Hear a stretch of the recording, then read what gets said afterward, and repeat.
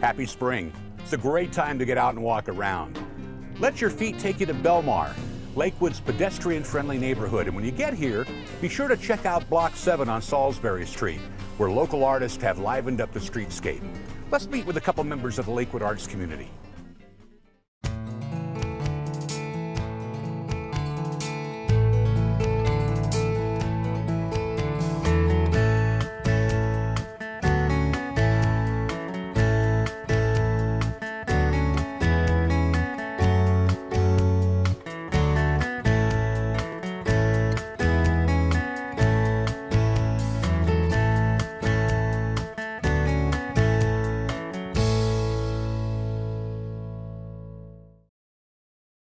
Hey, Carrie. Hey, Mike. What are you working on?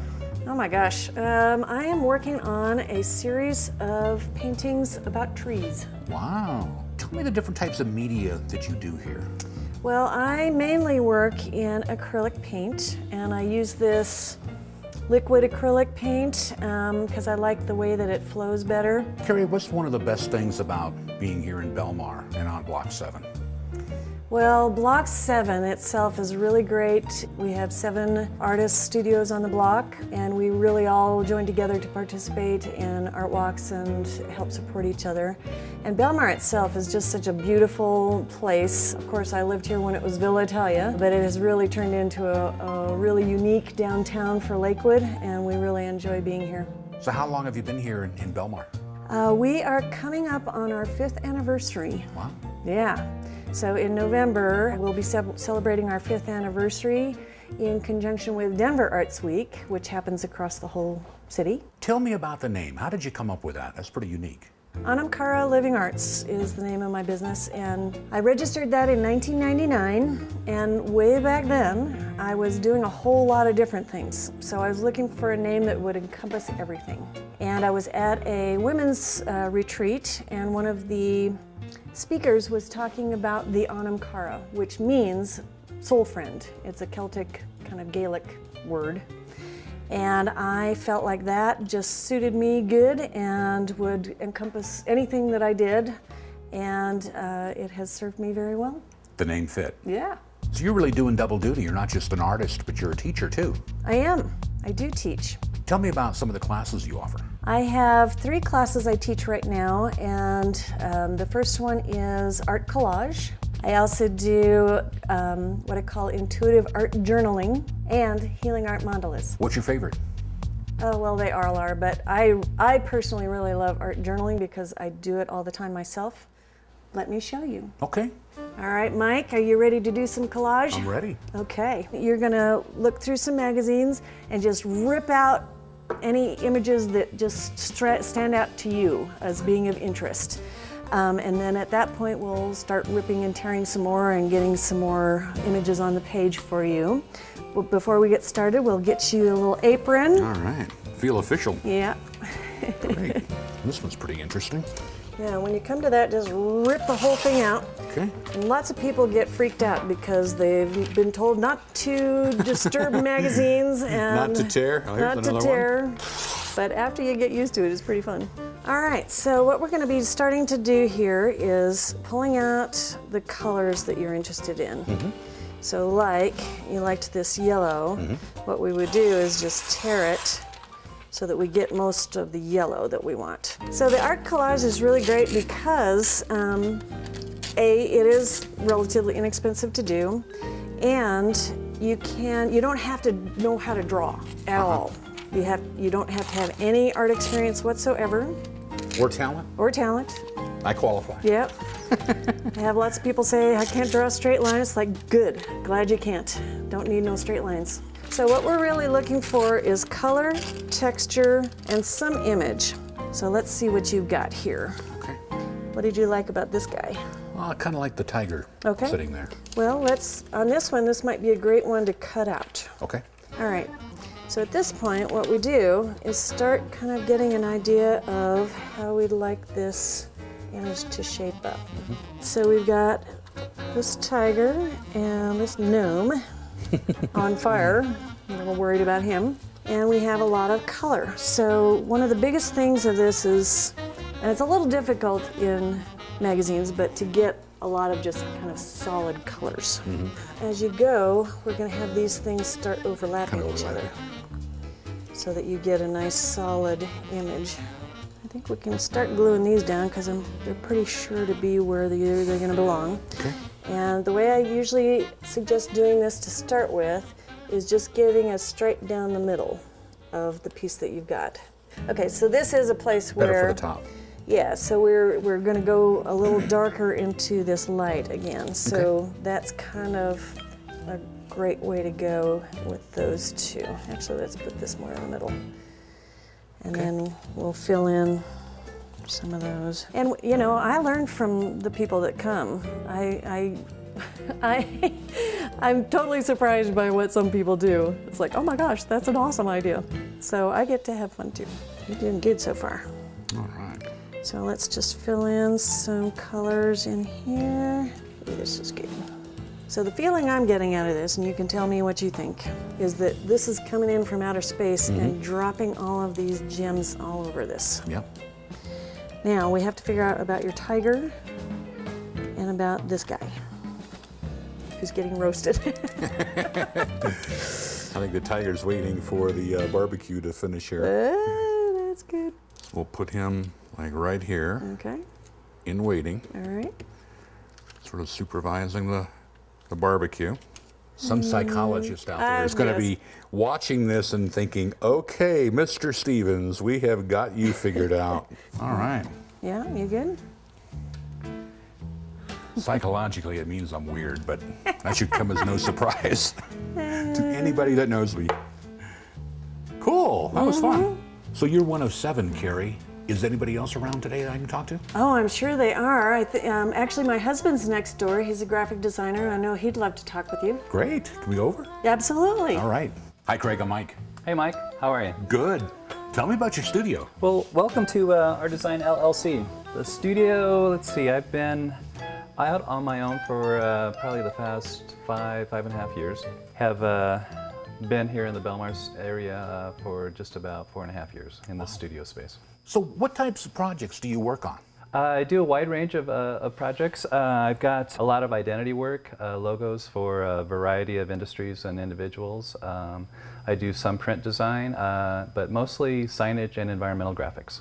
Is there anything around town that maybe you designed that I would know? There might be a few that are recognizable. I've done work with the Denver Art Museum, interior and exterior signage for the new Hamilton building. And also the last 12 years, I've done a lot of work on the University of Denver campus, both campus wayfinding signage and then several of the new buildings over the last 10 years.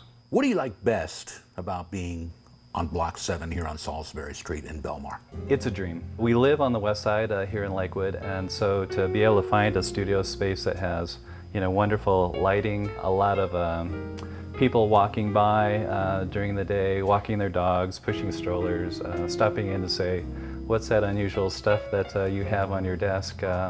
It's really a wonderful thing, and we hope to stay here for a very, very long time. Tell me about your wall of R's. This is something. Funny you should ask. The studio name is R Design. My last name is Rouse, so I've kind of gravitated towards that letter as kind of representing myself. The letter itself, I like it because I see it as a very strong letter. It's a two-legged letter with a proud arm on its hip. And the collection started maybe 25 years ago at garage sales, or because of my environmental signage work, I tend to collect abandoned letters or signage letters that come off of buildings and such. And also on eBay, I've got a wonderful collection of pencil sharpeners that I've been collecting over the last 10 or 15 years.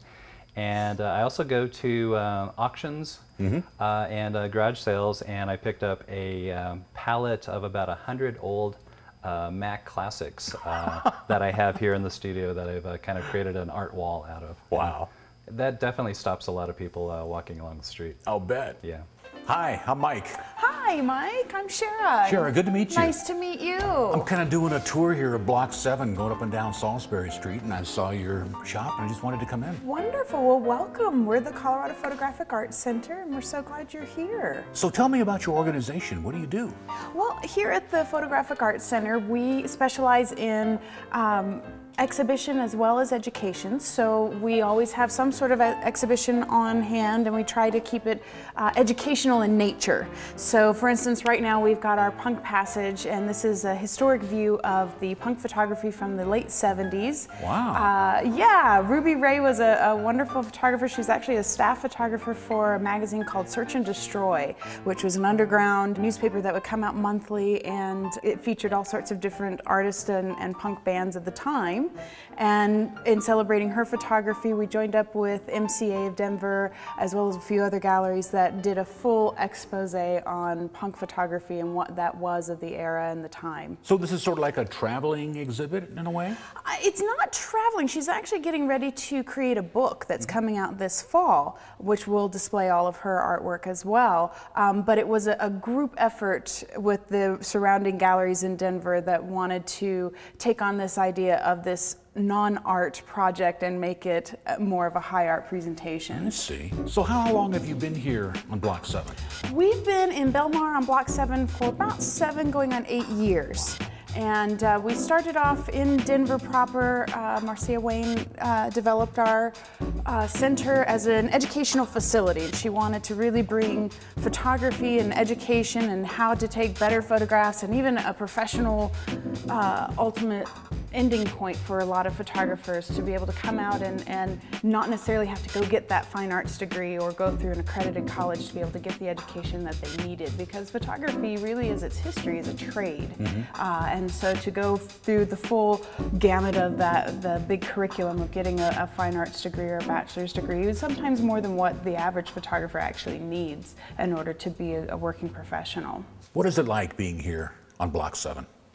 It's wonderful. We really love it. Here on Block 7, we've got this great accessibility, this wonderful suburban, urban environment where it's kind of got the best of both of those worlds. And what I love about Block 7 is that we are bringing art to this area, and we're working really hard to become an official creative district. And you know, there's a lot of work that goes into it, but it's a real joy to see this budding area develop and grow. You know, I grew up out here in Lakewood as a kid, and I remember when this was Villa Italia.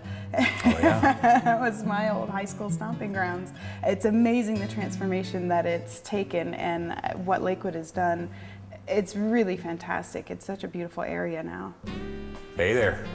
Hi, Mike. How you doing? I'm good. It's good to see you. What are you working on?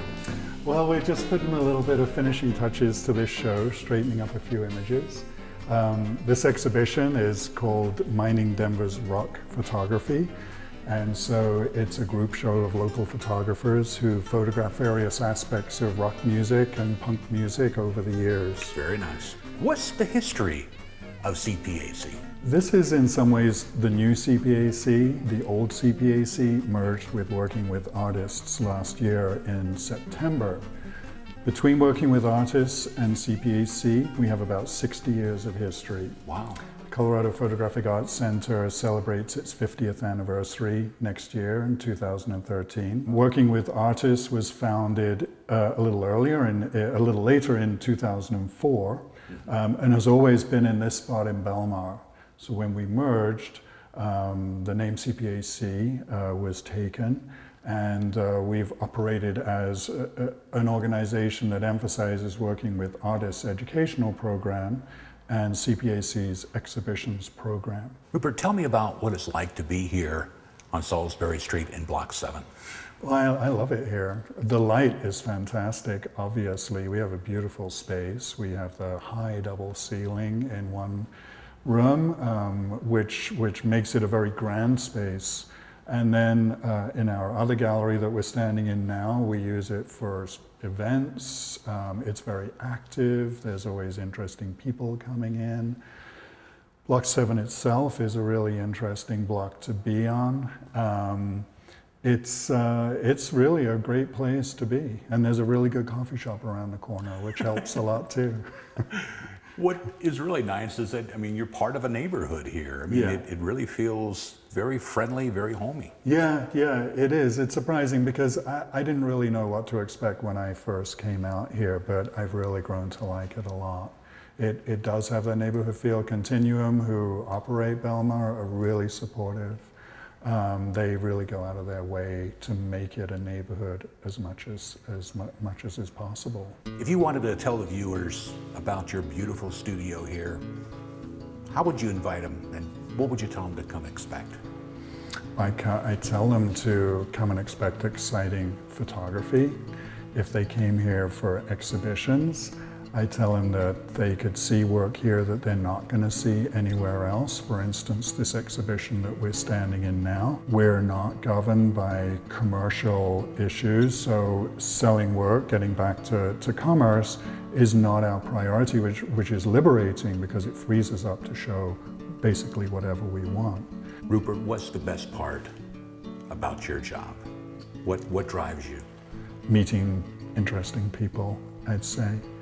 That you work with artists and educators, you work with the public, their interests are my interests.